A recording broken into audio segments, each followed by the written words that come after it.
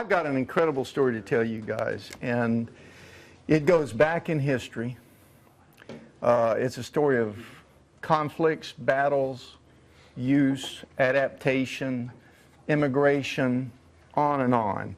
And it culminates in a vision for a new way of doing things. Now, it would take hours to tell you this story, and I've got 18 minutes. I thought about how can I, 17 minutes. No, I got extra time from Bruce. That's why I decided to give you this little introduction. I thought about taking Bill's approach and putting up about 100 slides and just sitting here going click, click, click, click, click, click, click, and just keep my mouth shut. Maybe play a little background music. My form of animation. And the second thing was, you know, the reason why I thought about this is because when I get to talking, as you've already noticed, I tend to talk. And so I said, well, I can't talk. That's kind of, I really can't get some major points across by doing the 100-slide approach. So I sat down and I wrote every word specifically that I was going to say today, so that that exactly fits into 18 minutes. So if I read this, we've got an exactly 18-minute presentation, which starts, hey, you started already. I'm still on Bruce's time. You're using about 10 minutes to introduce. So I know that's not going to work. Now, let me get that back.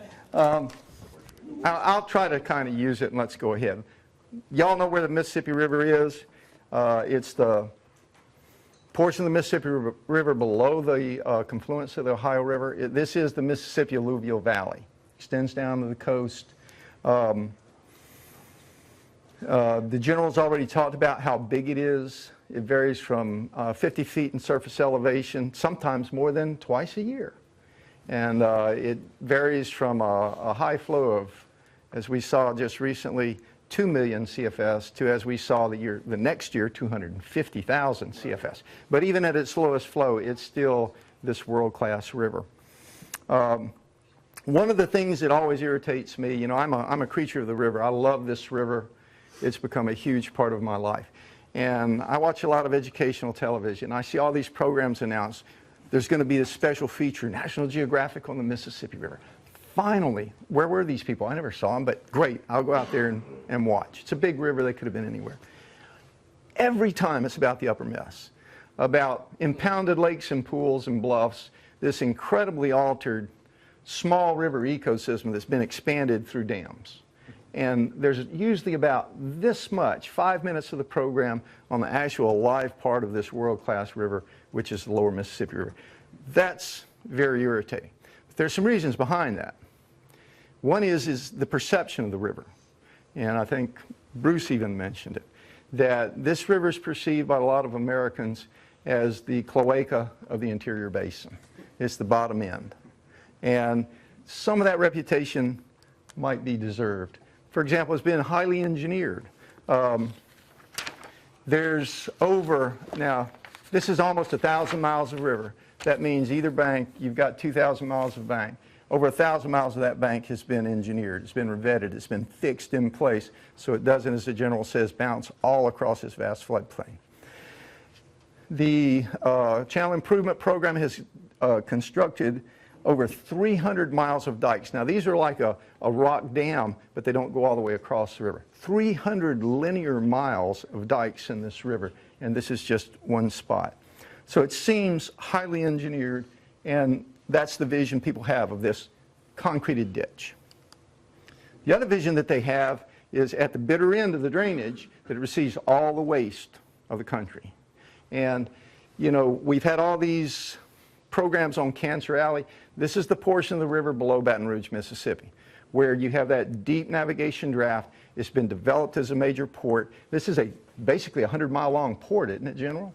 That one of the largest ports in the world, if not the largest port in the world. I'm not really sure. Largest in the U.S. Largest in the U.S. So here's this huge port, and obviously it's very well developed. So this is the vision that people see on the news and on TV educational programs about the lower Mississippi River. It doesn't look very appetizing.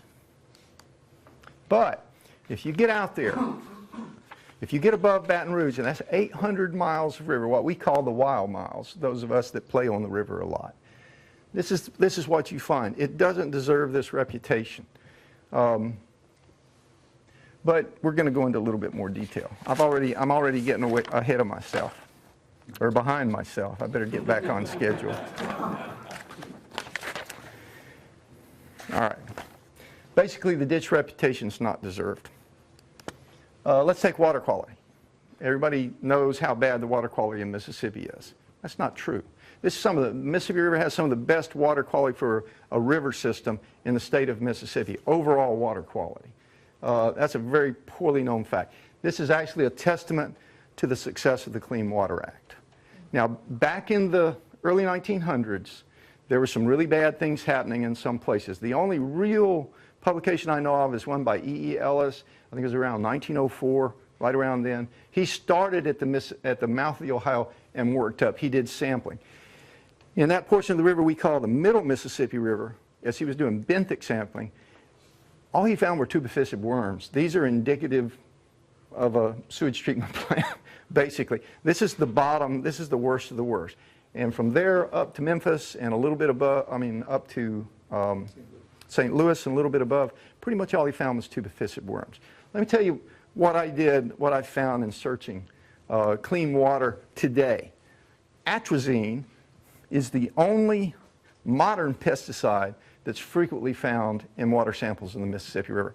And it's found at levels far below EPA standards. I better read this. Hydrochlorobenzene is present in low concentrations in some sediments, but it hasn't been detected in the water column or in fish samples. Trace metals are either undetectable or well below EPA guidelines for both drinking water and aquatic life. No trace metal concentrations have been found in fish tissues exceeding FDA standards for edible fish. Mercury concentrations in the Mississippi River fish tissues average well below the state advisory level and the FDA alert level.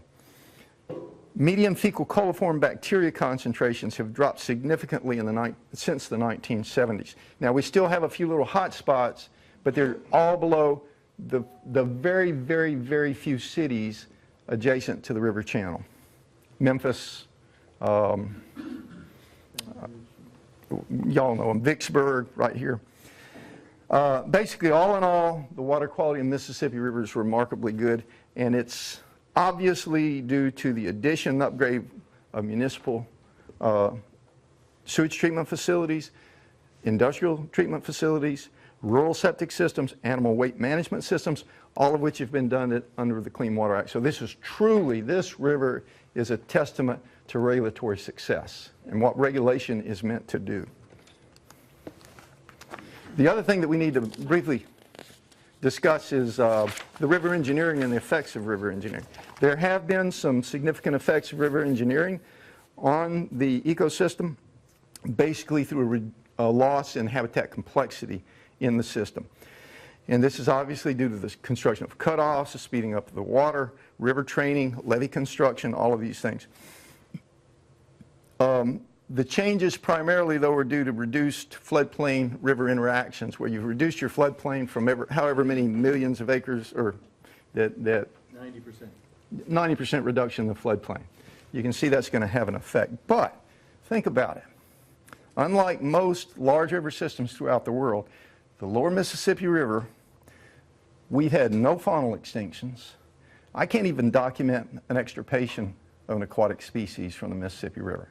So we still have a relatively intact fauna. Yes, there's been shifts, but all the pieces, as Aldo Leopold said, they're still there. That's pretty cool to think about. Also, the fishery, because of the reputation of the river as this ditch, and locally because of it as a man-eater, a very dangerous place to be and a place that eats your children. People don't use this river. This is the largest unexploited freshwater fishery in the United States.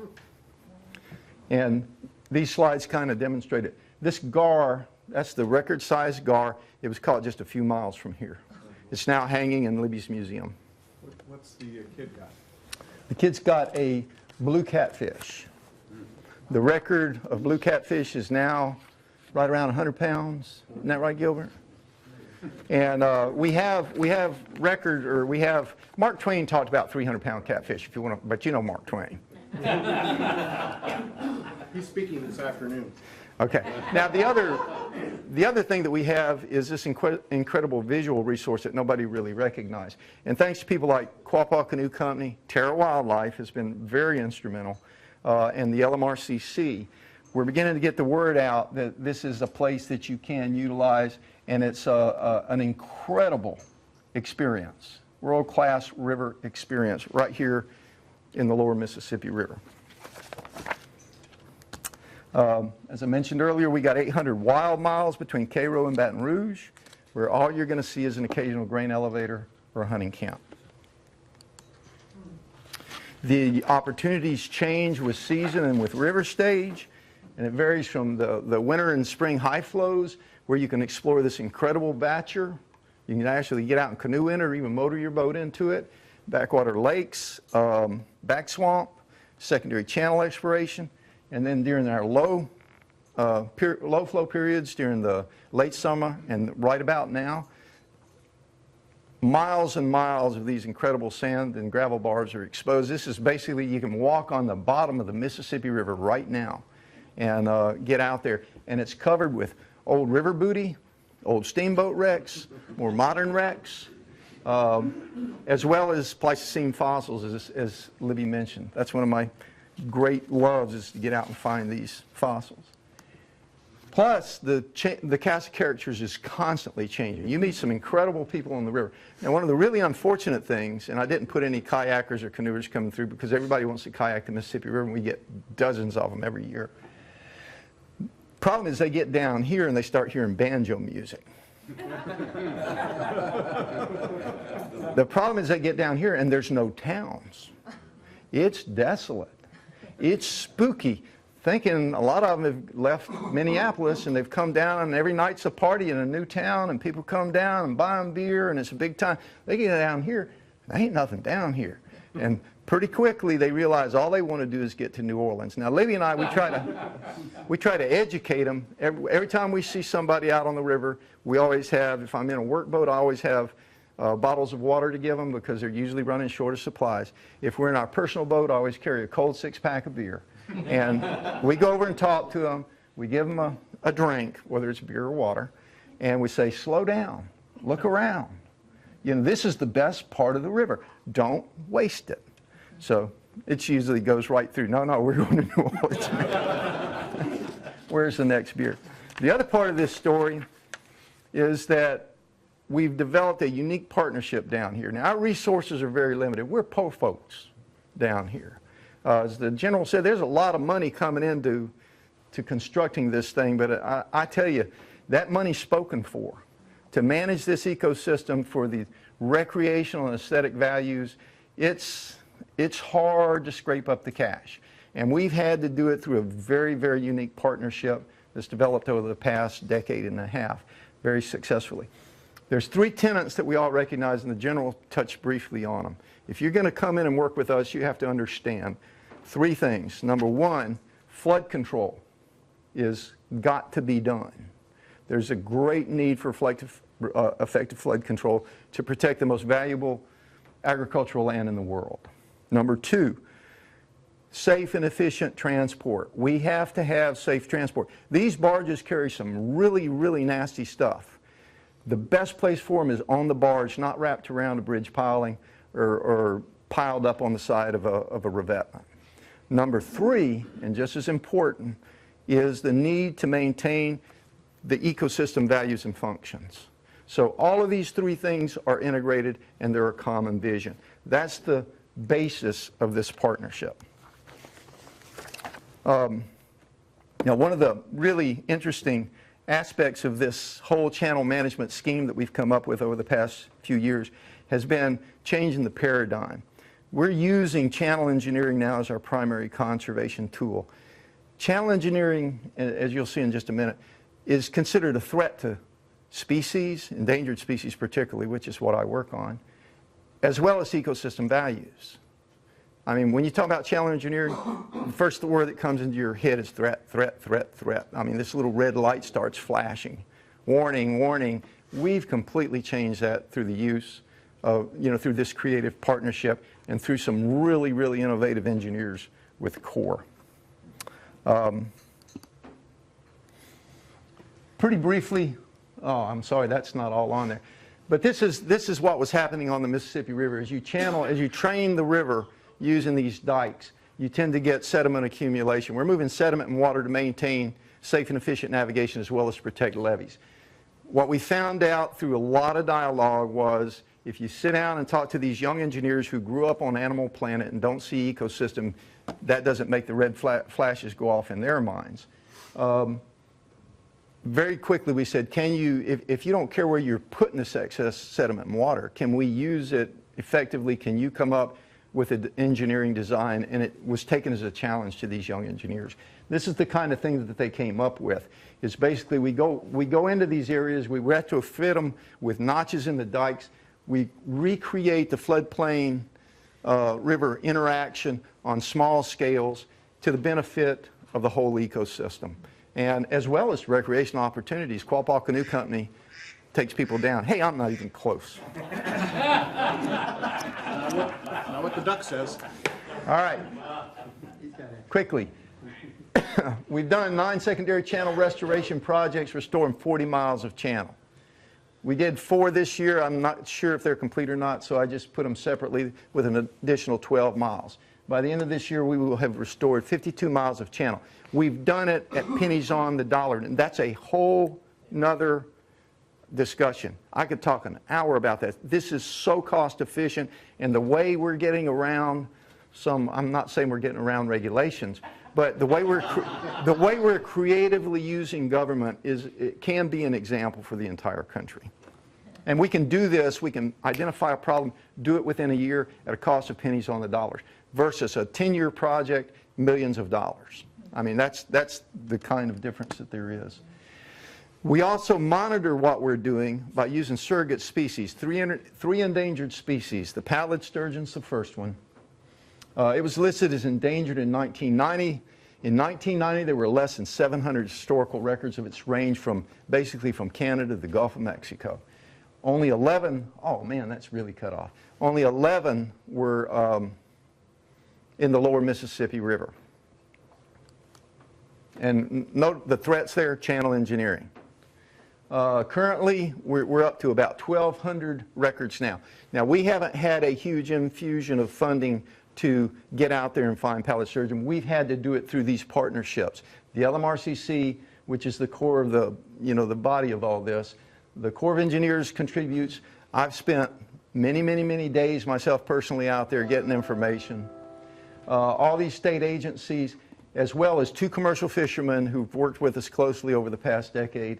And now we're even partnering with the barge industry. We actually put telemetry in some of these fish, and some of the barge industry have said they will carry some of our detectors on their barges, and they monitor the sturgeon for us as they go up and down the river. So it's a very, very unique partnership. And everybody assumes their own cost.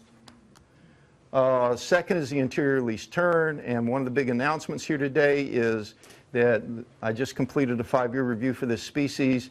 We've gotten concurrence from the wide range of this creature, which is the entire interior basin basically, that it is a recovered species, and we've recommended delisting the bird. So you're the first to hear of this recovery success.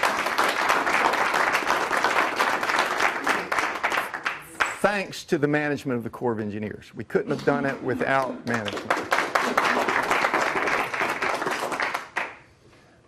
And we'll skip that. And then finally, pocketbook mussel. Our listing baseline, we had no fat pocketbook mussels historically in the lower Mississippi River. Actually, these notched secondary dike channels have created a little island stability, and this species, an endangered species, has invaded the Mississippi River. Now, this freaked the Corps out when this first happened. But it took me a couple of years to convince them this was a good thing. I mean, they're expanding the baseline of a species. So we monitor these guys to see how we're doing to manage the ecosystem. Now, we've got 3, a bird, which you really don't relate to a river, but if you notice the map there, this bird depends upon active channels of rivers. That is its primary habitat.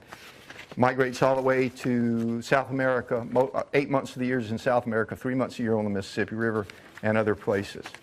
But, all right. So we got this incredible story. Flood control to protect the most productive ag land in the world. Safe, efficient, green navigation, as the general said. An extensive, healthy, scenic, and nationally unique ecosystem. All of these are coexisting and maintained cost effectively, and that's a huge word today, through this incredible partnership. Now, there's so much more to this story. You can get bits and pieces from these websites, lmrcc.org. My own website has a link to the general. You can download the general's, the MVD conservation plan. It's posted there. A strategic plan for the whole lower Mississippi River is posted there. Eventually, there will be a link to this 5-year review. I'm sorry I can't release this just yet. I didn't make copies because my agency is still trying to figure out what are we going to do with this. You know, how do we deal with this in terms of public relations? I'll leave it out, though, if you want to look at it. But realize it's not really been formally released. What else? Quapaw Canoe Company at island63.com. If you ever want to get out on the river, that's the people to go with. That's a whole hour story right there. That's an incredible story about Quapaw Canoe Company. And the River Gator is a product of John Ruskey, and I'm a collaborator on that. I don't know if you are, Bruce. I think.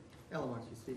Okay, anyway, we've written this. It's a mile-by-mile description of the wild miles of that 800 miles of the Mississippi River that's in progress. We're doing it by sections. It describes everything you can see at every single mile of the Mississippi River at 3 river stages: low water, medium water, and high water. We don't recommend anybody go during flood stage. So we cut them off there. But it's a really unique travelogue. It's based on the old Navigator, which back in the early 1800s, before Lewis and Clark even, was developed to offer pioneers a path down the Mississippi River, the Navigator.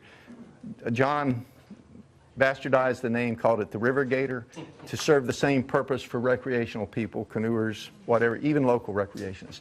And of course, I didn't put on here the LMRCC fishing guide, which we've produced, trying to get people out here on this river. And I want to tell you, 10 years ago, this was our river. There were a handful of people that recreationally used this river. We didn't see anybody else. The Australian can tell you about that. Nobody used this river. Very, very few people use this river, even locally. And since we've started this effort, it's starting to get crowded out there. I mean, I can see as many as 4 or 5 boats every time I go out. That's very disconcerting. But anyway, love for you to get out on our river. I'm here if any of you are ever in town and you've got a day, a weekend, whatever, give me a call. I'll take you out by boat, or I'll put you in touch with John Ruskey and he can outfit you. So thank you, and I'm passing on.